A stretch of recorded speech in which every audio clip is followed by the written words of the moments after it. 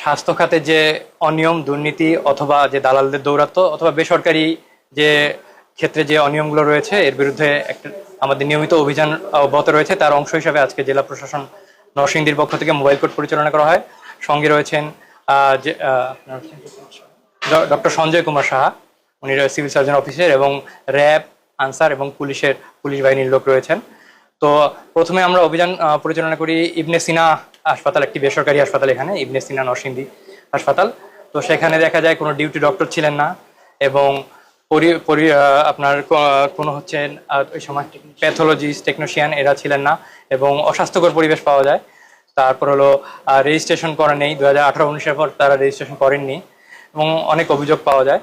তো এই সবগুলো অভিযোগের ভিত্তিতে তাদেরকে হচ্ছে ভোক্তা অধিকারের সংরক্ষণ আইনে 52 ধারায় হচ্ছে 1,30,000 টাকা অর্থদণ্ড করা হয়, এবং 7 দিনের সময় দেওয়া হয়। 7 দিনের মধ্যে সবকিছু ঠিক করে আমাদেরকে রিপোর্ট করবেন, এবং না হলে পরবর্তীতে আবার অভিযান পরিচালনা করা হবে। আর বর্তমানে যে হাসপাতালে আছি নরসিংদী ল্যাবেইড হাসপাতাল, যে ল্যাবেইড জেনারেল হাসপাতাল, এখানে আমরা এসে মালিক পক্ষ বা যারা হচ্ছে ম্যানেজার বা চেয়ারম্যান কাউকেই পাওয়া যায়নি, শুধু কিছু কর্মচারী রয়েছেন।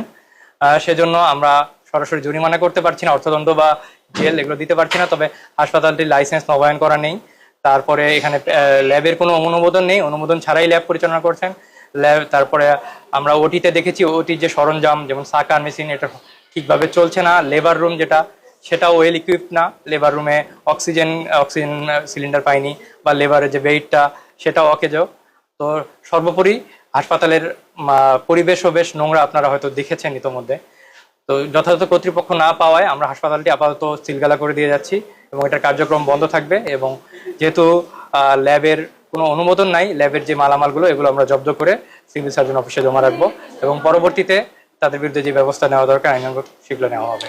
এটা হচ্ছে একটা চলমান প্রক্রিয়া। আজকে হচ্ছে বেসরকারি হাসপাতালে শুরু হলো, এটা চলতে থাকবে। এবং এ ধরনের যত ধরনের অভিযোগ পাওয়া যায় আপনারাও যদি পেয়ে থাকেন জেলা প্রশাসনের মাধ্যমে অথবা সিভিল সার্জন মহোদয়কে জানাবেন, আমরা ইনশাআল্লাহ অভিযান পরিচালনা করব।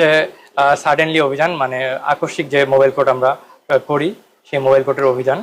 তো এই স্বাস্থ্য ক্ষেত্রের উপর যেহেতু আমাদের মাননীয় মন্ত্রী মহোদয়ের একটা জোর দিয়েছেন, সেজন্য আমরা স্বাস্থ্য ক্ষেত্রকে মানে অগ্রাধিকার দিয়ে অভিযানগুলো পরিচালনা করছি। এটা খুব অব্যাহত থাকবে।